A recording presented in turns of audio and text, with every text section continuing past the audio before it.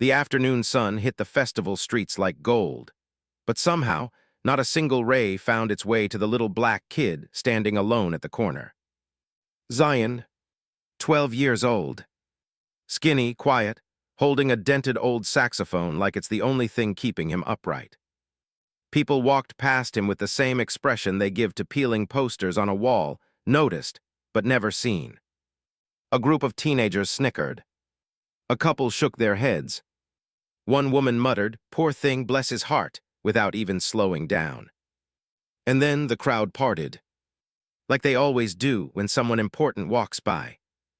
A tall, sharply dressed man stepped forward, Bryce Langford ***, millionaire, real estate king, professional ego with a smile. Cameras followed him. Assistants trailed behind. His adopted son Evan walked quietly at the back, eyes lowered like he wished he was invisible. Bryce looked at Zion the way a rich man looks at a scratched-up car, blocking his driveway. Then, with a laugh loud enough to turn every head, he said, "Now hold on, what's this?" He leaned in, fake astonished. A little musician, out here, trying to earn lunch money. People gathered instantly, phones came out. Zion swallowed hard, palms sweating around the cold brass of the sax. Bryce smirked, pointing at the boy like he was some joke on display. "Tell you what," he said, voice booming through the street. "I'm feeling generous today." The crowd murmured, "If you can play something impressive." He paused, eyes glinting with the thrill of humiliation. "I'll adopt you right here, right now." Gasps, laughter. Someone shouted, "No way." Another, "He won't do it." Bryce raised both hands like a showman. "Come on, kid, play for us, make us laugh." Zion's breath trembled. For a moment, he wished he could disappear. But then a memory hit him. His father's voice. Soft, steady, loving. "When you play, son, play the truth, even if the world refuses to hear it." Zion lifted the sax. The crowd leaned forward. Bryce folded his arms, already grinning at the disaster he expected. Zion closed his eyes, drew one long breath, and let out the first note. And at that exact moment, what they didn't know would change everything. Zion didn't come to the festival to impress anyone. He didn't come for attention, applause, or dreams of being discovered. He came because life had already backed him into a corner. 12 years old, carrying more weight on his shoulders than most grown men. Every morning started the same. A worn-out backpack, the same 3 shirts rotated each week, and a sister who tried to smile even when life kept punching harder. Maya, 22. Zion's sister, guardian, protector, and the only person left who loved him like oxygen. Their father had been the heartbeat of their tiny apartment. A jazz musician who never got the spotlight he deserved, but played like every note carried the world's history inside it. He taught Zion how to hold a saxophone before Zion even knew how to spell his own name. And then, just like that, he was gone. One final breath, and a silence that never ended. Maya picked up 2 jobs overnight. Cleaning offices in the early mornings, working cash registers in the afternoons. Anything to keep Zion in school and keep their father's memory alive. But with bills stacking up and Maya's body wearing down, Zion knew he had to help somehow. Street performing wasn't a hobby. It was survival. And today's festival seemed like the perfect chance. Maya had begged him not to do it alone, but her emergency shift left him with no choice. So Zion showed up, clutching a borrowed school sax. Scratched, out of tune, and barely held together with tape. But he still treated it like treasure. He still believed music could carry his father's voice. At first, Zion found a small corner. Hidden enough to feel safe, open enough so someone, anyone, might listen. He played softly, cautious at first. But every time someone passed without turning their head, his confidence shrank. A group of kids walked by, laughing as one mimicked his playing. 2 men whispered about him, looking desperate. A mother dragged her child away when he stepped too close. Zion swallowed the sting and kept going. Because he needed this. For school fees. For a new sax mouthpiece. For Maya's upcoming birthday, because she hadn't had a cake in years. Still, no one cared. No one heard him. He lowered the sacks, staring at his reflection in a store window. The glass showed a boy who looked tired, small, worn down. Not a musician. Not a dreamer. Just another forgotten kid in a world too busy to see him. He almost packed up. Almost turned away. Almost gave up on the idea of anyone ever listening. But fate has a strange way of showing up when your heart is at its quietest. Bryce Langford, real estate tycoon, millionaire philanthropist, the man who loved microphones more than people, entered the scene like a storm wrapped in designer clothing. Where Bryce walked, cameras followed. Where he smiled, crowds cheered. He wasn't a man, he was a brand. Standing a few steps behind him was his adopted son, Evan. 16. Tall, thoughtful, quiet. Mixed race, never fully accepted in Bryce's glossy world. He kept his head down, hands in his pockets as if trying to shrink into himself. But Bryce, he thrived under every spotlight. He strutted through the festival with that "everyone is beneath me" confidence. People waved and shouted his name. He winked, posed, signed autographs. And then he saw Zion, a kid with old clothes and a tired face, standing alone with a borrowed sax. To Bryce, that wasn't a child. It was an opportunity. An opportunity to be funny, to look generous, to get a few more clips for social media. He slowed down, tapping his assistant's arm. "What's the kid doing?" he said loudly. The assistant shrugged. "Trying to, play music." Bryce smirked. "Cute," he said. "Let's go see what talent looks like when it's trying too hard." He walked straight toward Zion, leaving the crowd buzzing behind him. As Bryce approached, Zion felt every cell inside him tighten. This wasn't just any man. This was a giant stepping into his shadow. Bryce's eyes scanned Zion like he was inspecting a scratched-up item at a pawn shop. "Well, look at you," Bryce said, loud enough for everyone around to hear. "A little musician out here grinding, that's adorable." Zion didn't respond. He clutched the sax closer, wishing his father were beside him. Evan watched from behind, discomfort pulling at his features. He whispered, "Dad, leave him alone." But Bryce ignored him. By now, a small circle had formed. Dozens of eyes. Dozens of phones. Everyone waiting to see what the millionaire would do. Zion stood frozen. He didn't want trouble. He didn't want attention. But Bryce Langford wasn't the kind of man who cared about a child's comfort.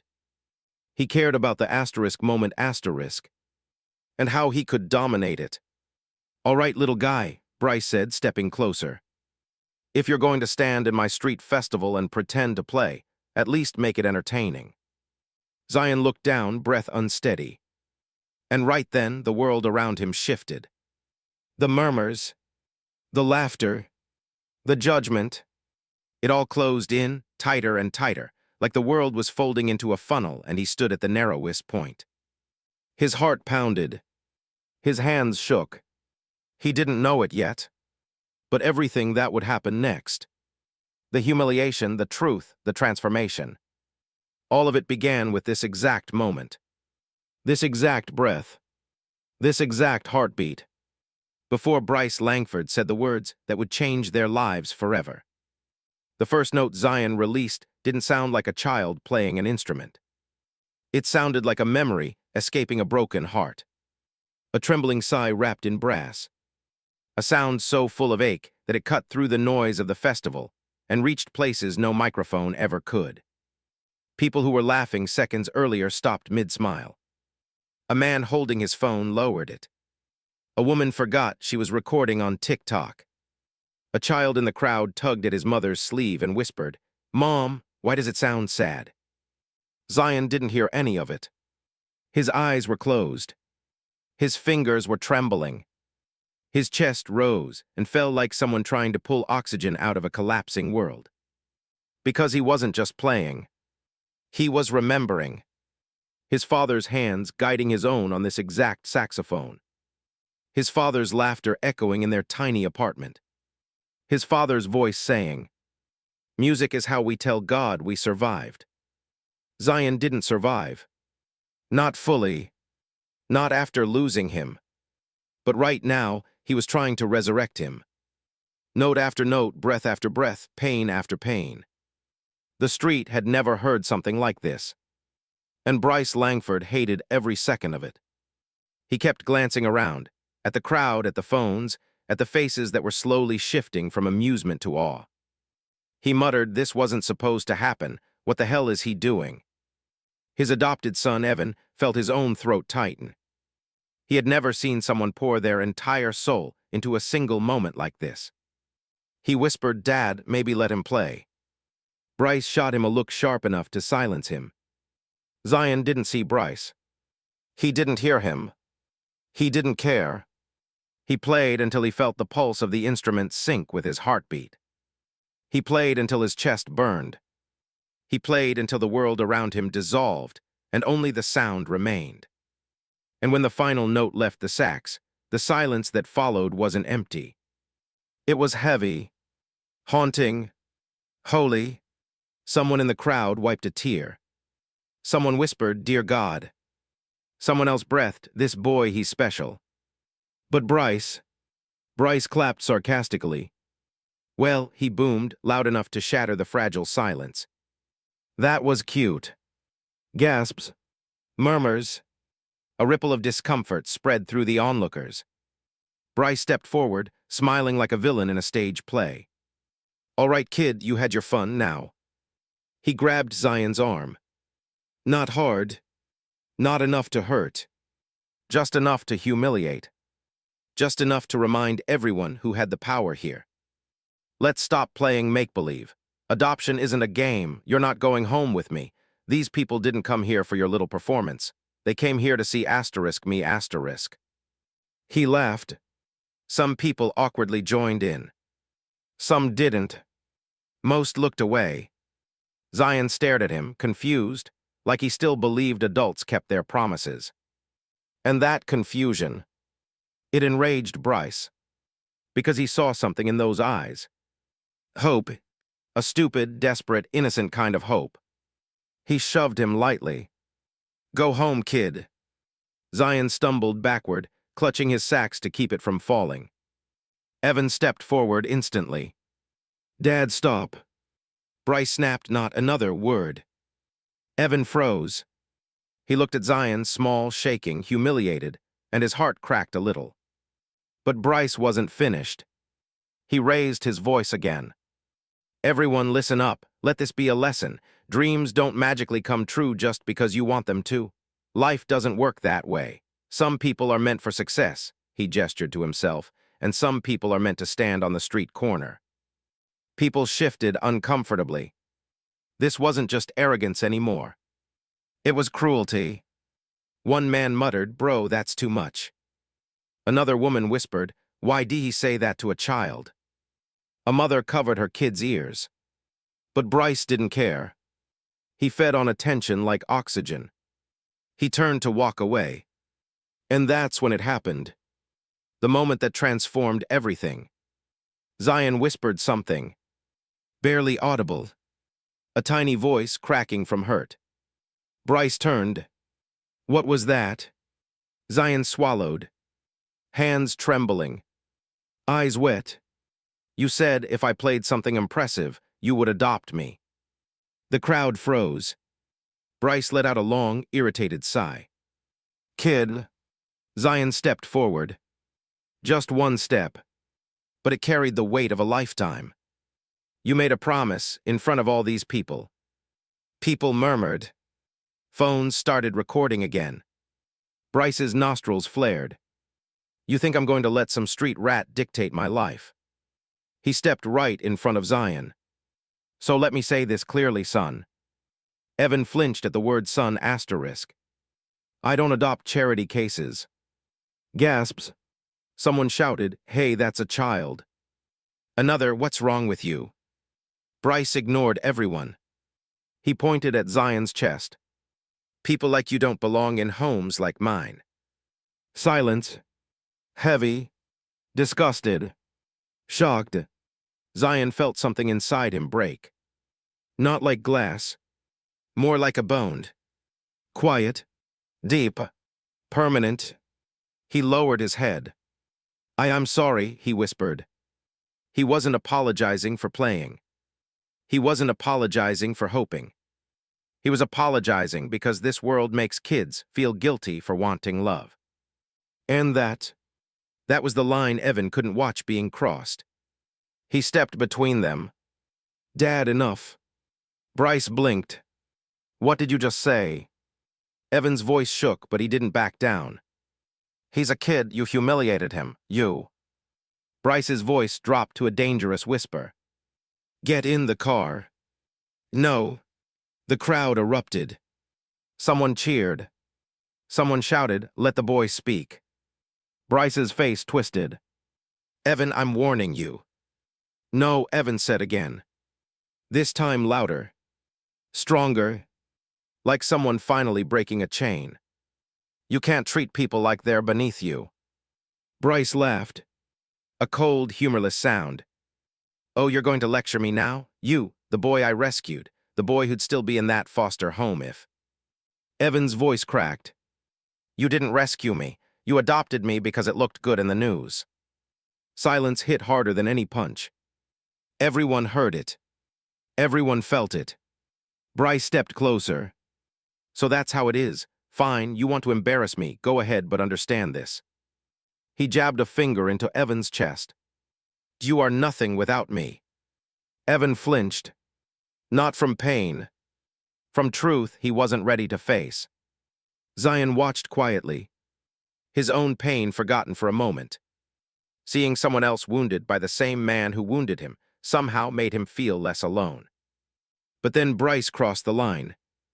He grabbed Zion's saxophone, ripped it from his hands, held it up like trash. This is what you think will save you, this piece of junk. Zion panicked. No, please don't. Bryce raised it above his head. Evan shouted, Dad, stop. But the motion had already begun. Bryce swung the sax downward. And right then, a hand grabbed his wrist midair. A strong hand. A determined hand. A hand belonging to Darius Bishop, the janitor from Bryce's own corporate building. The man Bryce never looked in the eye. The man who cleaned the floors Bryce walked on. The man who had watched the entire scene from the back of the crowd, jaw clenched, unable to take one more second of injustice. His voice came out low, quiet, and lethal. That's enough. Bryce stared at him. You, who the hell do you think you are? Darius didn't raise his voice. I'm someone who's not going to let you hurt this child. Gasps spread through the crowd. Zion stared at Darius like he was witnessing something holy. Evan stared at him like he was witnessing something heroic. Bryce stared like he was witnessing something impossible. Because for the first time, somebody stood up to him. Darius slowly lowered Bryce's arm. You've done enough damage today. Bryce yanked his hand away like he'd touched fire. You dare put your hands on me. You're finished, you hear me? Finished. Darius ignored the threat. He crouched down and checked Zion's hands. You okay, young man? Zion nodded, trembling. Darius picked up the sax, dent and all, and gently placed it back into Zion's arms. Then, without turning, he said to Bryce, You break anything else, and I'll break something too. The crowd went wild. Cheers. Claps. Someone chanted, Darius, Darius, Darius. Bryce's face turned red with rage. You think this is over? I'll have you fired by morning. I'll make sure you never work in this city again. Darius finally looked at him. A long, steady, fearless look. You can take my job, he said. But you can't take my dignity. Evan's eyes widened. Because he realized that's what he'd been missing his whole life. Not money. Not power. Not a mansion. Dignity. A thing Bryce had never taught him. Darius gently guided Zion away from the circle of people. Come on, son, let's get you somewhere safe. Zion hesitated, then whispered, Are you adopting me? Darius smiled softly. I'm protecting you. Zion's heart cracked open. Not from pain. From the first warmth he'd felt in years. Evan stepped forward. Wait, can I come? Bryce roared. EVAN, get back here. Evan didn't even look at him. He followed Zion and Darius. Step by step. Away from the cameras. Away from the noise. Away from the man who owned everything except love. Bryce watched them go. His eyes dark. His breath shaking with rage.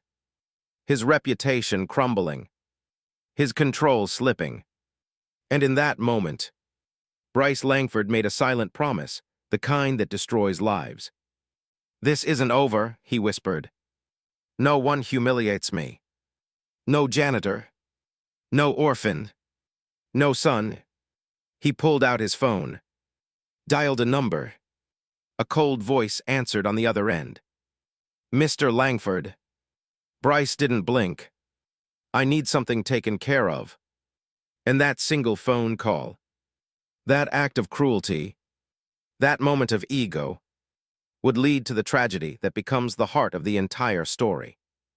The story of a boy who played truth, a janitor who protected innocence, a son who searched for dignity, a father who chose cruelty, a world that looked away, until it couldn't anymore. The festival crowd slowly dispersed, whispering about what they had just witnessed. A millionaire humiliating a child, a janitor stepping in like a guardian, and an adopted son choosing courage over comfort. But the three figures walking away, Zion, Darius, and Evan, didn't hear any of it. The noise behind them faded. The lights dimmed. The music from other booths turned into distant echoes. The only sound was Zion's uneven breathing, and the soft clinking of the damaged sacks bouncing against his side as he walked. Darius guided them toward a quieter street, away from the festival. Evan followed a few steps behind, head low, hands shaking slightly. Zion finally spoke, his voice small like a candle flickering in the cold. Mister, thank you. You didn't have to do that. Darius stopped walking, turned, kneeled again so he was eye level with Zion. Son, nobody has to protect you, but everybody should. Zion lowered his eyes. People don't protect me, they look away. Darius's jaw tightened. I didn't. Zion's lip wobbled. He nodded quietly. Evan stepped forward. Neither did I. Zion looked at him unsure. Evan swallowed hard. I didn't stop him, but I didn't go with him either. I'm sorry. Zion studied his face, not with anger, but with the cautious curiosity of someone who'd spent far too long trying to guess who was safe. After a few seconds, he nodded too. A fragile bridge formed between the three of them, the kind built from shared hurt. Hash a shelter in the storm. Darius led them down a block, across a small park, and into a quiet neighborhood where the streetlights cast soft golden halos on the sidewalk. His building was old, red brick, chipped stair rails, mailboxes with peeling labels, but it had something Bryce's mansion never did. Warmth. He opened the door and stepped aside. Make yourselves at home. Evan looked around, surprised. It was small, but everything inside felt intentional, framed photos of jazz legends. A worn bookshelf, a couch with a handmade blanket, a tiny kitchen full of the smell of spices. Zion walked in slowly, touching nothing, clutching his sacks like it was the only familiar thing left in a collapsing world. Darius exhaled. You hungry? Zion shrugged. Evan nodded. Within minutes, Darius had them sitting at a small dining table, eating warm food Evan had never seen in his father's mansion. Mac and cheese, fried chicken, cornbread, food that tasted like someone actually cared. Zion took small bites. Evan took nervous, polite ones. Darius watched them. You two shouldn't have to go through this. Evan spoke first, voice tight. I've gone through it my whole life. Zion glanced at him, surprised. Evan continued. You think it's easy being the adopted trophy, The one he uses for photos, charity events, interviews. I'm just another one of his investments. Darius nodded slowly. You ever tell him that? Evan let out a humorless laugh. You don't tell Bryce Langford anything. You survive him. Zion whispered, I know what that's like. Both older men looked at him. My dad, before he died, he always said people only show real love when nobody's watching. But after he was gone, nobody watched. Nobody loved. He touched his sax gently. So I play, 'cause that's the only way I feel like he's still here. Silence. Not awkward. Not empty. Sacred. Darius spoke. Zion, what Bryce did today, that wasn't your fault. Men like him confuse power with worth. Evan nodded. He thinks money makes him untouchable. Darius leaned back. And men who think they're untouchable usually do something stupid to prove it. Hash on the other side of the city. Bryce Langford was doing exactly that. He stormed into his penthouse like a man possessed, knocking over a vase, sending a decorative statue crashing to the floor, ignoring the terrified housekeeper who tried to speak. He grabbed a bottle from the bar and drank straight from it. His phone buzzed. He answered instantly. Is it done? A cold voice replied. Not yet, we need the details. Bryce inhaled sharply. His name is Darius Bishop. He works in my company. I want him fired tonight, and I want every opportunity he has to disappear by morning. The voice paused. That all? Bryce hesitated. No, there's another problem. The boy. Bryce's jaw flexed. Yes. You want him handled. Bryce slammed his glass on the counter. No, I'm not a monster. I just want the kid intimidated enough to never come near me again. Scare him. Make him forget the name Bryce Langford. The voice spoke carefully. You said this was urgent. We can move tonight. Bryce stared out his giant window overlooking the city. All the lights, all the power, all the control he believed he owned. Yes, he said. Do it. Hash back at Darius's home. Zion sat on the couch, gently testing the mutilated sax. He lifted it to his mouth, tried a note. A weak, fractured sound came out. He shut his eyes, trying not to cry. Darius sat beside him. Let me see it. Zion hesitated, then handed it over. Darius examined it gently. This isn't beyond repair, he said. Just needs someone who knows what they're doing. Zion whispered, I don't have money for repairs. Darius shook his head. We'll figure it out. Wait. A word Zion hadn't heard directed at him in years. Evan sat across the room, watching everything quietly. Then he spoke. Darius, I can't go home. Darius looked at him. Your father isn't a father, Evan said sharply. He's a man who collects people like objects. He swallowed, his voice trembling. If I go back, he'll lock me down, he'll punish me, he'll make me regret standing up today. Darius looked at the boy, at the fear behind his eyes, and he recognized it. The same look he saw in Zion. The same look he'd once seen in the mirror. He nodded. You can stay here tonight. Evan's shoulders dropped with relief. Thank you. Darius stood. I have a spare mattress. It's not luxury, but... Evan cut him off. I don't need luxury, I need peace. The room grew still. Zion rested his head on his knees. Darius, can I ask you something? Anything. Why did you help me? You don't know me. Darius sighed. I didn't help you because I knew you. He paused. I helped you because I knew what it feels like to be you. Zion looked up. Darius continued. I grew up in a neighborhood where nobody stood up for kids like me, where people like Bryce had money and everyone else had fear.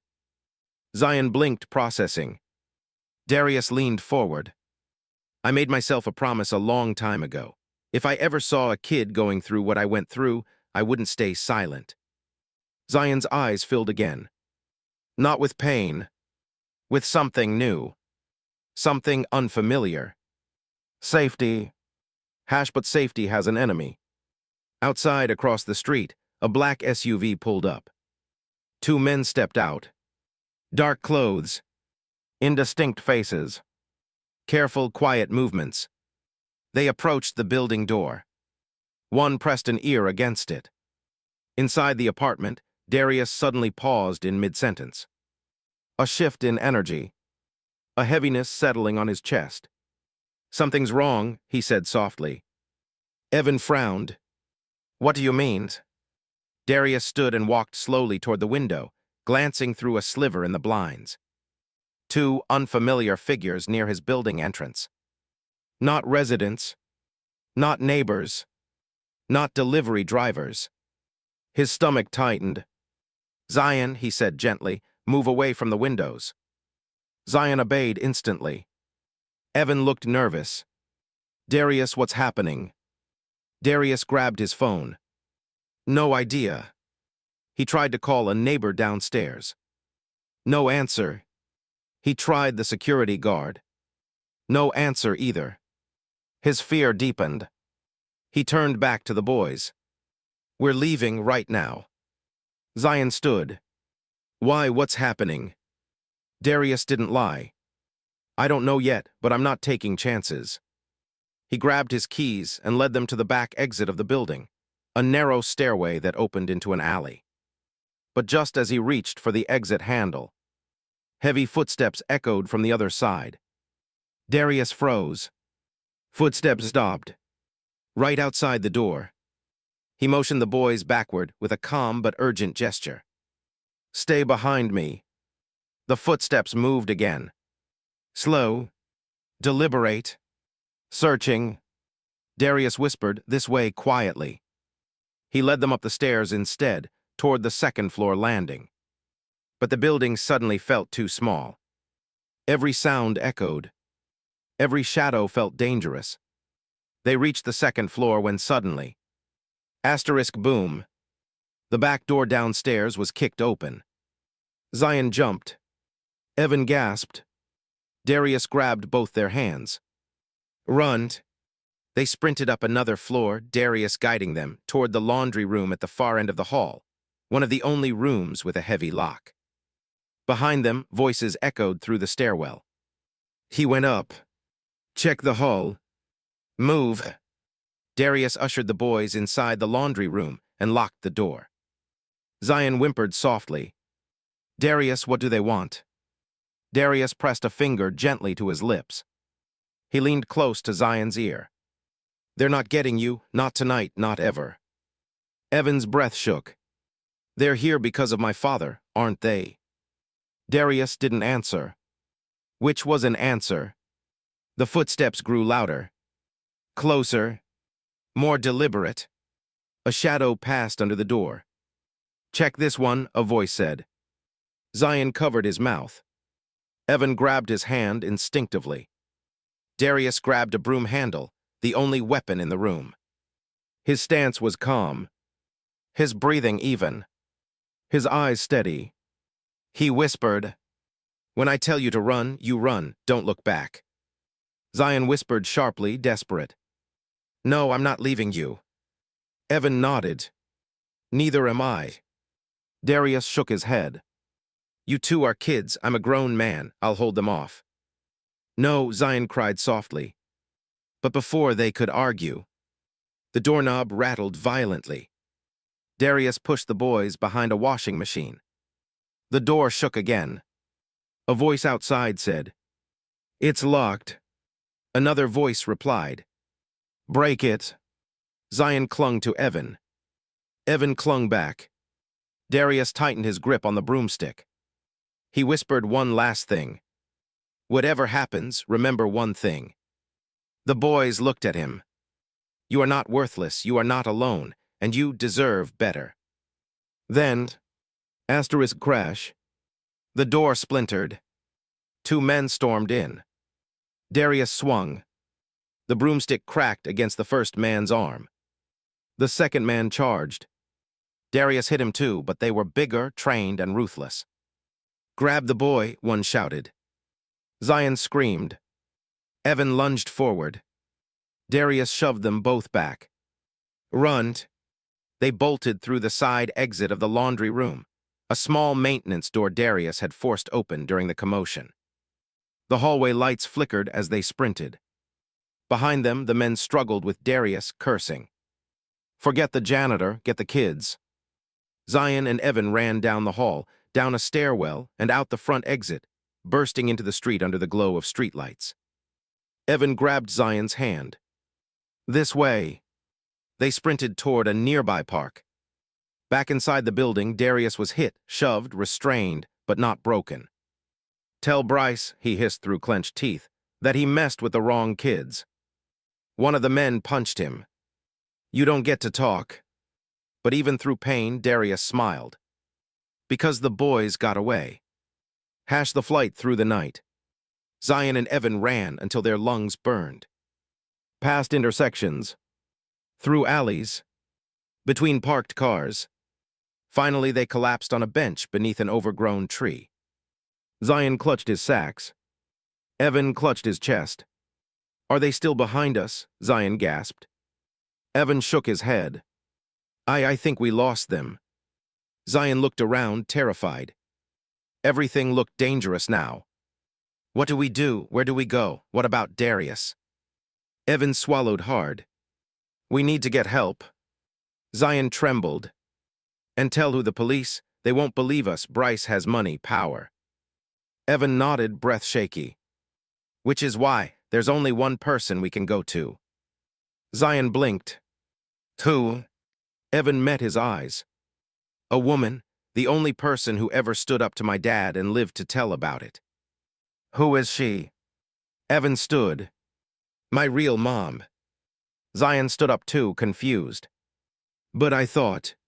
"She couldn't keep me," Evan said quietly. "But she didn't give me up because she didn't love me. She gave me up because the system didn't give her a choice." Zion inhaled sharply.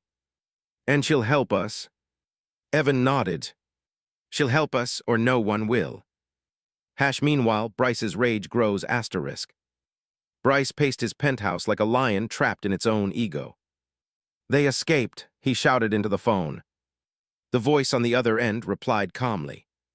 The janitor resisted. The boys ran. "Are you telling me," Bryce roared, "that 2 children outran trained men?" "They got lucky." Bryce slammed his fist into the counter.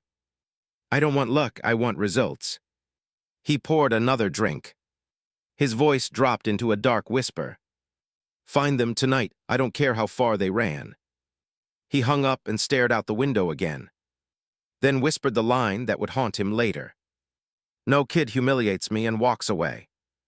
Hash Evan's secret journey. Zion followed Evan through unfamiliar neighborhoods.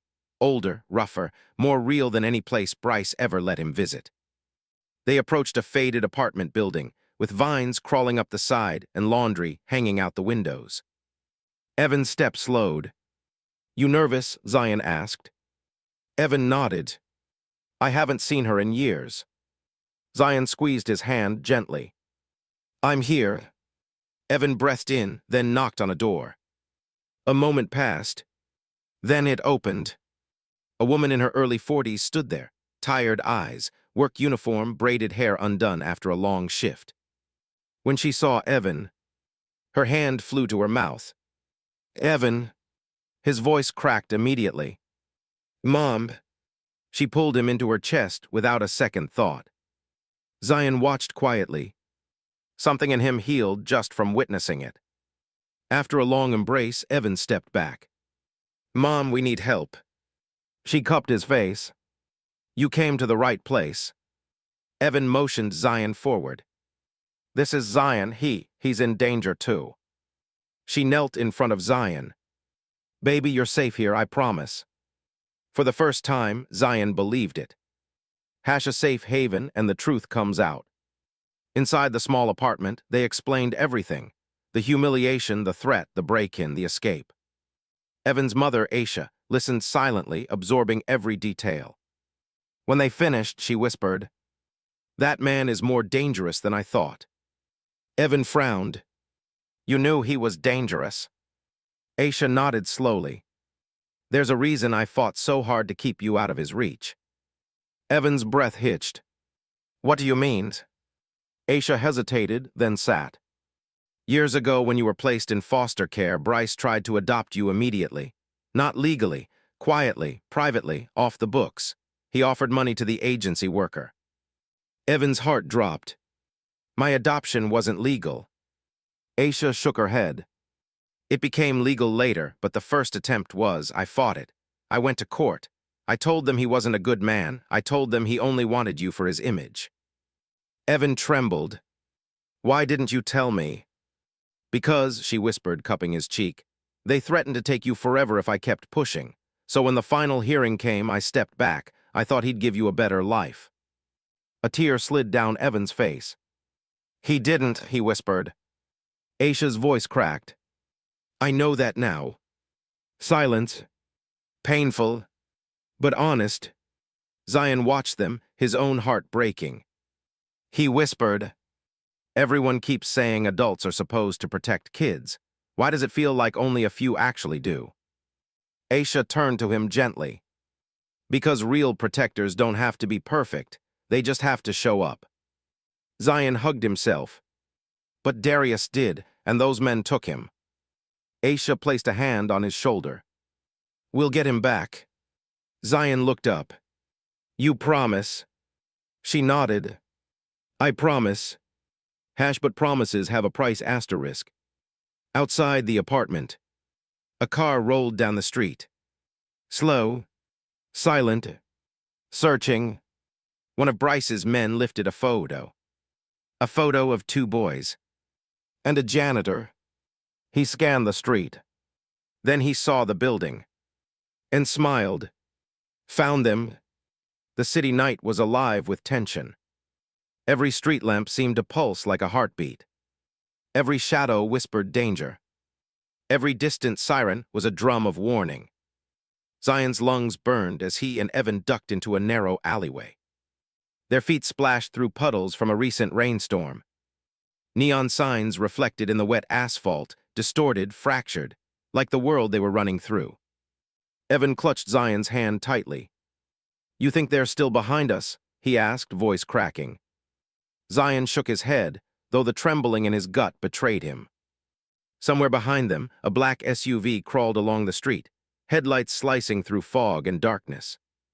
Bryce's men, trained, cold, ruthless, determined. Zion glanced at Evan. We need to get to your mom. She's the only one who can help. Evan nodded, then let's move. They slipped into a small courtyard, the kind of place you'd never notice unless you lived there. Rusty fire escapes, overflowing dumpsters, a stray cat darting across the concrete. It smelled like danger, but also survival. Up ahead, a tall figure emerged, Darius. He was bruised, a slight gash on his cheek, but his eyes burned with unbroken resolve. When he saw the boys, he exhaled and ran to meet them. Get inside now, he commanded. They scrambled up the stairs of a nearby apartment building, entering a small, dimly lit apartment. Aisha, Evan's mother, met them at the door. Her face tightened at the sight of Darius's wounds. You've been followed, she said softly. Darius nodded. They know we're here. The room became a war room. Maps, street layouts, surveillance camera feeds, and phones lit up with incoming texts and calls. The enemy was closer than they thought. Bryce had already mobilized, and the city's power structures seemed to bend in his favor. A plan is forged. Darius set the saxophone gently on a table. This is more than music now, he said. Zion stared at the instrument, a symbol of his father, his hope, and his defiance. It's truth, Darius whispered, and we're going to use it. Evan swallowed hard. I don't know if we can fight him. Darius shook his head. We're not fighting him physically. We're fighting his lies, his control, and we're going to expose him to everyone. Aisha nodded. We need witnesses, evidence, cameras, social media, news outlets. Zion's eyes widened. You mean show him for what he really is? Exactly, Darius said. People who hide behind wealth, power, and fear, they crumble when light hits them. The boys felt a strange surge of hope. This wasn't just about survival anymore. It was about justice. Bryce's descent. Meanwhile, in his penthouse, Bryce Langford's rage had reached a boiling point. He slammed his fist into the polished counter, shattering a glass. "Darius Bishop, you think you can humiliate me and get away with it?" he screamed. A man behind him, one of his assistants, flinched. "Yes, sir," he stammered. "We've found the building. We just need confirmation on the boys." Bryce gritted his teeth. "Do it tonight. I want them brought back, alive or broken." There was a cold, unrelenting precision in Bryce's eyes. This wasn't a tantrum, it was a hunt. Every street, every alley, every apartment became a target. Power, wealth, and cruelty combined into a weapon aimed at Darius and the boys. Confrontation begins. Back in the safe apartment, Zion and Evan peered out the window. Two shadows moved past the building. Footsteps heavy, purposeful. Bryce's men had found them. Darius grabbed the boys. "Stay low, follow my lead." He led them to a secret stairwell that twisted downward, a relic of the building's old design. "Once we hit the street, there's no turning back. We go public," he whispered. Zion nodded, gripping the saxophone tightly. "This is it," he said. Darius put a hand on his shoulder. "Yes, it's your moment." The public exposure. They emerged onto a busy city street. Pedestrians, unaware of the drama unfolding, walked past, lights reflecting off skyscrapers, the hum of traffic, the scent of rain and exhaust. Zion lifted the saxophone and took a deep breath. He played, not the melancholic, quiet notes from before. Not for healing, not for memory. This time he played for justice. The first notes cut through the night like lightning. People stopped, phones came up, cameras rolled.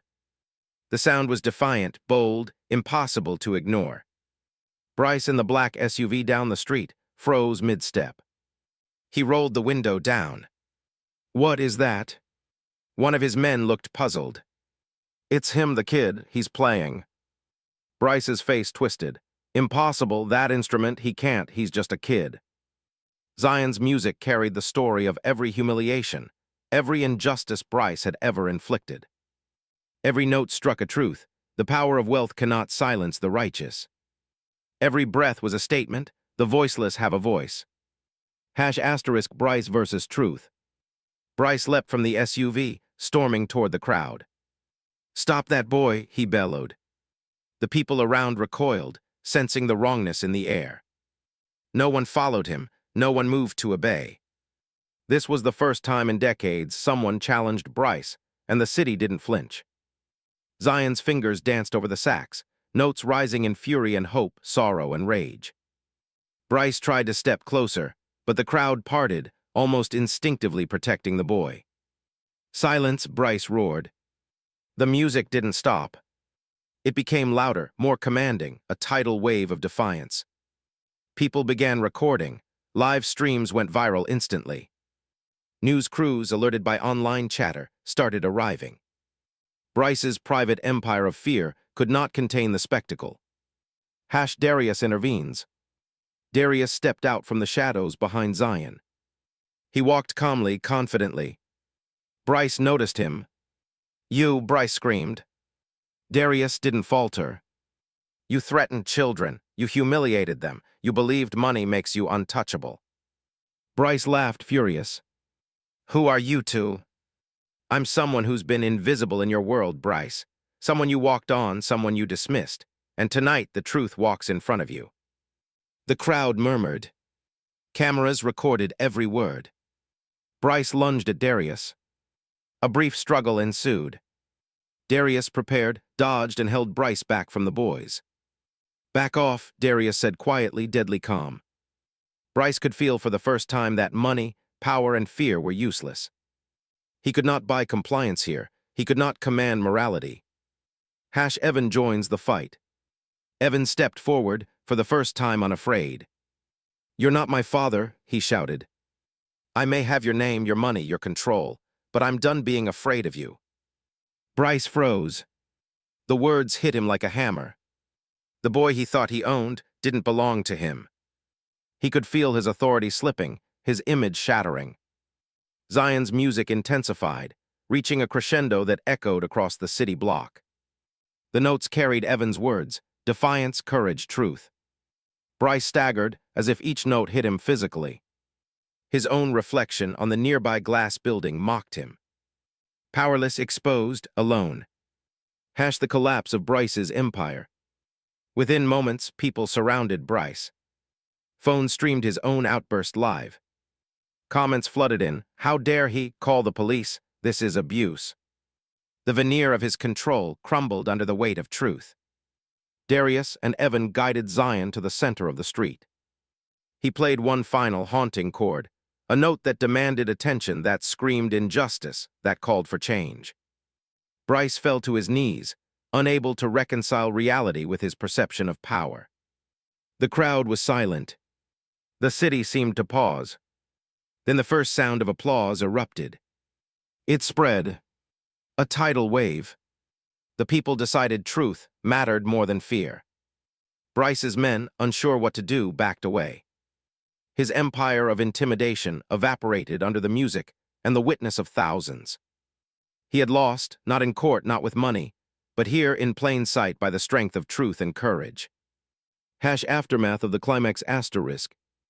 Darius knelt beside Zion. You did it. You used your voice, your music, to fight injustice. Zion exhaled. I didn't fight, I just played. No, Darius said. You did more than play. You liberated a truth that no wealth can hide. Evan hugged Zion. We're safe now, he whispered. For the first time in their lives, both boys understood the true meaning of power. Not money, not influence, but integrity, courage, and the willingness to stand for what's right. Bryce sat in the middle of the street, humiliated and defeated.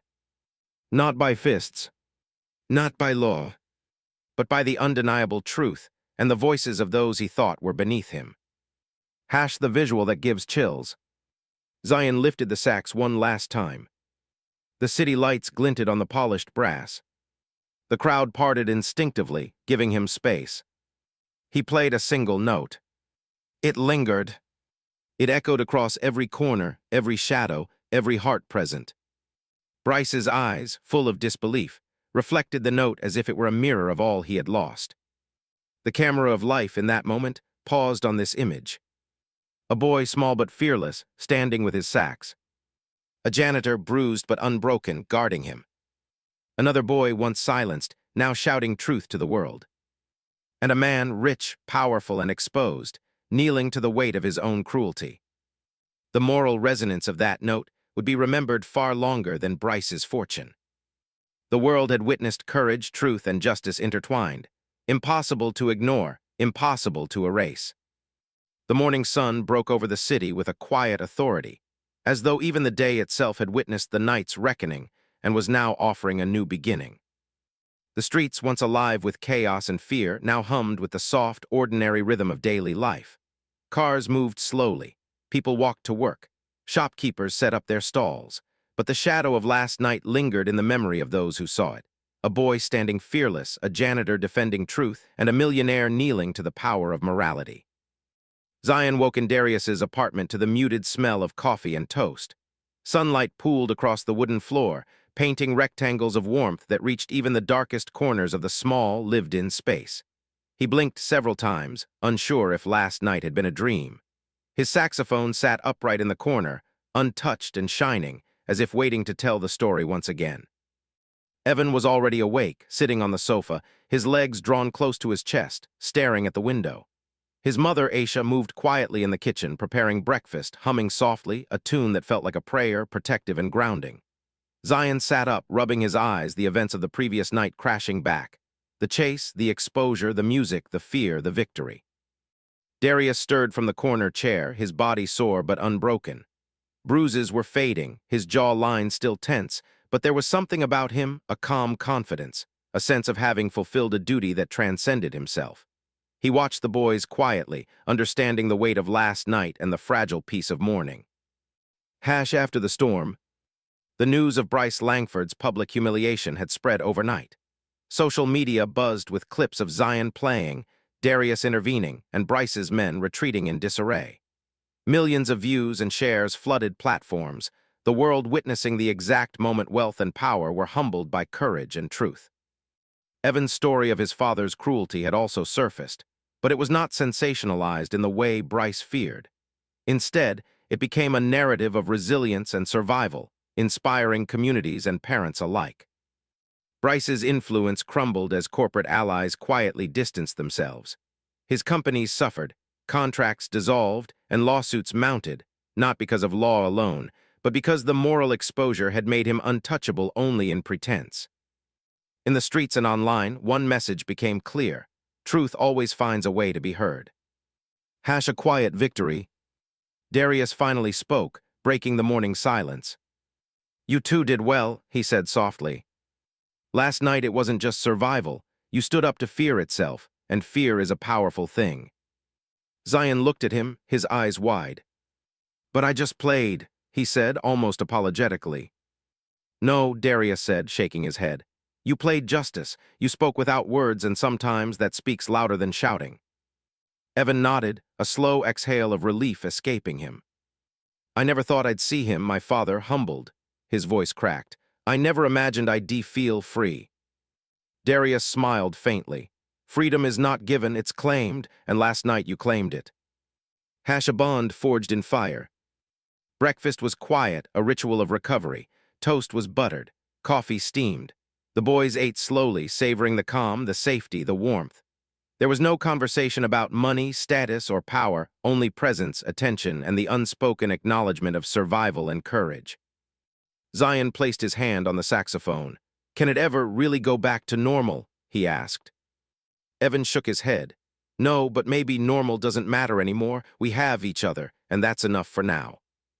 Darius leaned back in his chair. "You know, sometimes life's darkest nights teach us what daylight truly is. You've seen fear, but now you've seen what courage looks like. You felt the weight of injustice and the power of truth." The boys listened, the words settling deep in their hearts. They didn't need more, the lesson was already alive in their bones. Rebuilding trust. Evan returned to his mother's arms, seeking comfort, while Zion watched quietly, contemplating the next steps. "You know," Zion whispered, "I always played music because I felt alone. Nobody cared." Darius placed a hand on his shoulder. "You were never alone, Zion. You just didn't know who to trust. Now you do." Zion's eyes filled with tears, not just relief but understanding. He realized that courage and kindness were not mutually exclusive. People could be flawed, but that didn't mean they were incapable of standing for what is right. Darius had done that. Evan's mother had done that. And now he himself had joined in. Bryce's fall becomes public asterisk. By midday, the media had captured every angle of Bryce's humiliation. News anchors displayed side-by-side clips, Bryce storming the festival, the chase through the streets, and Zion playing with unyielding intensity. Analysts debated the power of social media to hold the wealthy accountable. Corporate boards released statements denouncing Bryce's behavior. Investors withdrew.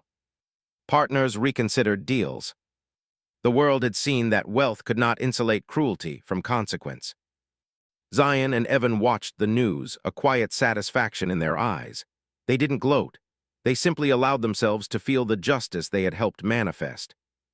The healing process. In the days following, the apartment became a sanctuary for reflection and planning. Darius helped Zion repair his saxophone, each note tested carefully. "You see," Darius said, "even a broken instrument can create beauty again."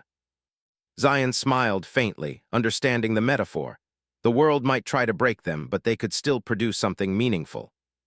Evan began attending school again, this time without fear.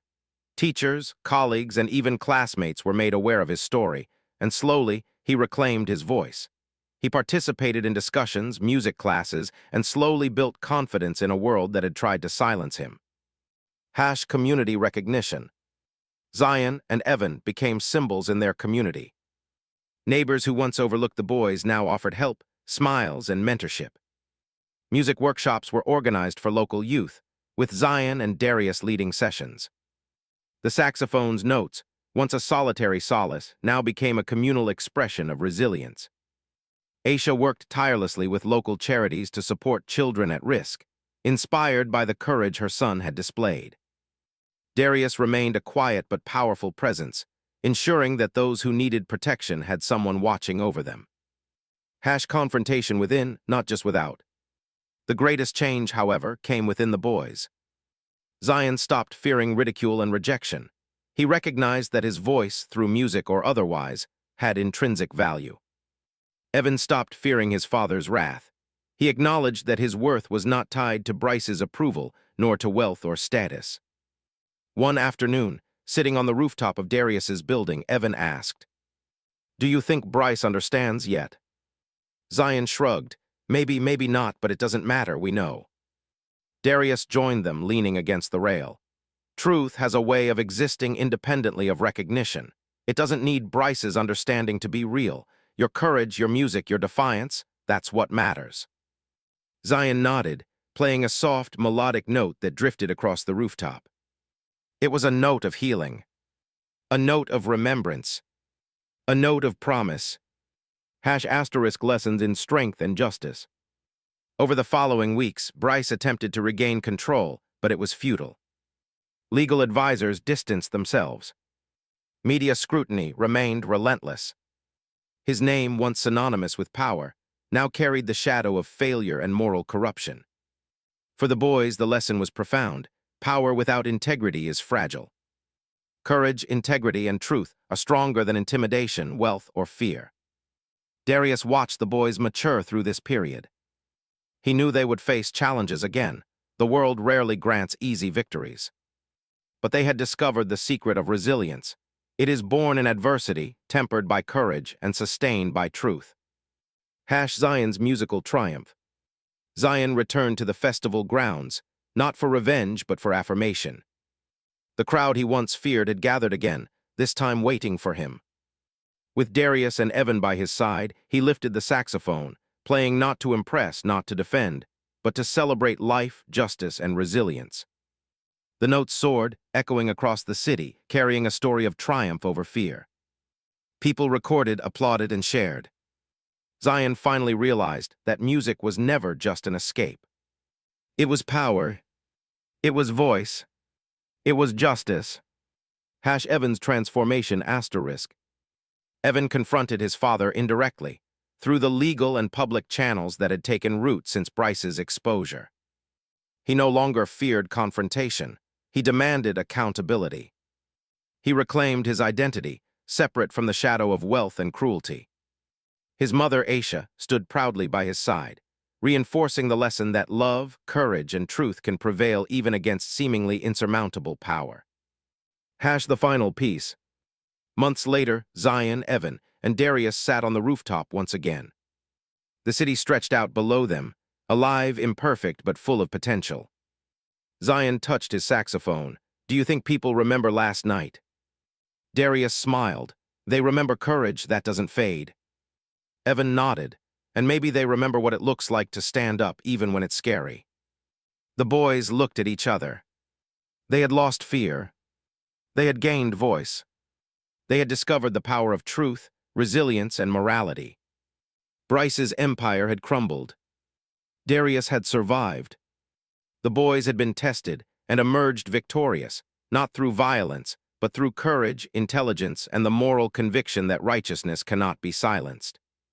The city below pulsed with life. The world, vast and unpredictable, suddenly seemed smaller, safer, and full of possibility for those who dared to stand. Zion's fingers caressed the keys of the saxophone one final time. He played a note of triumph, of reflection, and of hope. It lingered. It resonated. And in that sound, the resolution of pain, fear, and injustice found its quiet, unshakable peace. Sometimes the world teaches its hardest lessons in the quietest moments, and sometimes in the loudest notes. Zion, Evan, and Darius showed us that courage is not measured by fists or fortune, but by the strength to stand when the world expects you to kneel. They reminded us that fear only has power if we let it, and that truth, when spoken boldly, even without words, can shatter walls built by wealth, privilege, or cruelty. Bryce Langford thought money could shield him. He thought influence could silence the powerless. But he learned what so many try to forget. Injustice cannot hide forever. Power without integrity is hollow, and arrogance is always exposed when faced with moral courage. The boys' victory wasn't just about exposing one man, it was a statement to everyone watching.